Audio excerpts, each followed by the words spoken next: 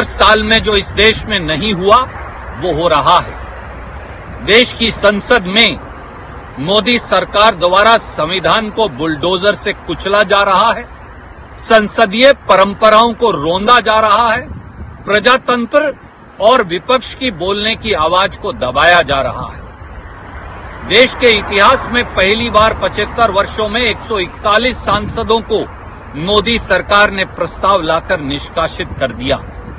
पहली बार 75 वर्ष में विपक्ष मुक्त संसद बना दी गई है, वो लोकसभा हो या राज्यसभा हो। क्या देश का संविधान बच पाएगा? क्या देश का प्रजातंत्र बच पाएगा? क्या देश में संसदीय परंपराएं बच पाएंगी? ये सवाल है जो बड़े से बड़े पद पर बैठे लोगों को, पूरी सरकार को, देश के प्रधानमंत्री को, लोकसभा और राज्यसभा के सभापति महोदय को खुद से पूछना पड़ेगा कि विपक्ष अगर होगा ही नहीं, अगर विपक्ष को सरकार निष्कासित कर देगी प्रस्ताव लाकर, तो संसद चलेगी कैसे और संसद के क्या मायने बच पाएंगे। और आज चर्चा हुई किसानों के अपमान की, क्योंकि एक व्यक्ति विशेष ने कुछ कह दिया था। मैं पूछता हूं मोदी सरकार से, जब लाखों किसान दिल्ली के दरवाजे पर 3 काले कानूनों के खिलाफ भूखे प्यासे बैठे थे, सर्दी में, धूप में, गर्मी में, तो क्या उन किसानों का अपमान नहीं हो रहा था? जब 700 किसान दिल्ली के दरवाजे पर 3 काले कानूनों के खिलाफ मर गए थे, शहीद हो गए थे, तो क्या उन किसानों का अपमान नहीं हुआ था?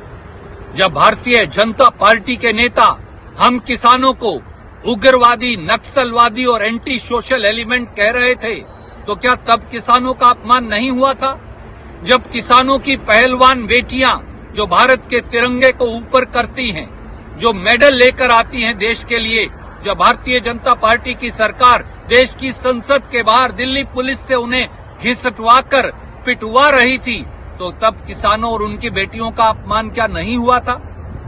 जब देश की सेना में सेवा करने वाले किसान के बेटे, हमारे जवान 1 रैंक 1 पेंशन मांग रहे थे और 14 अगस्त की शाम को उन्हें संसद के बाहर दिल्ली पुलिस द्वारा घिसटवाया गया था, तो तब किसानों का अपमान नहीं हुआ था?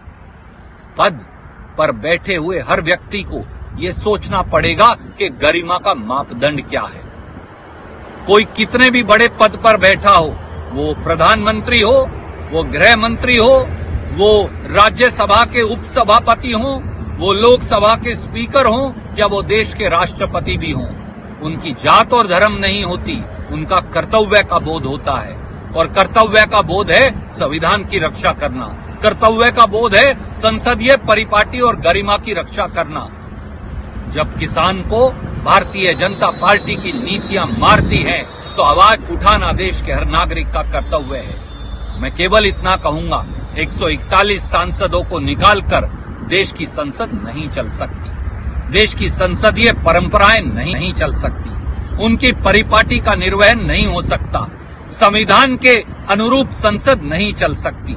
आज संविधान पर हमला बोला गया है मोदी सरकार द्वारा, आज देश की संसद की शुचिता पर हमला बोला गया है मोदी सरकार द्वारा। आज तानाशाही का आलम यह है कि प्रजातंत्र का दिन दहाड़े गला घोटा जा रहा है। इसलिए हमारा कर्तव्य है संघर्ष करना, हर तरीके से संघर्ष करना, संसद से सड़क तक संघर्ष करना।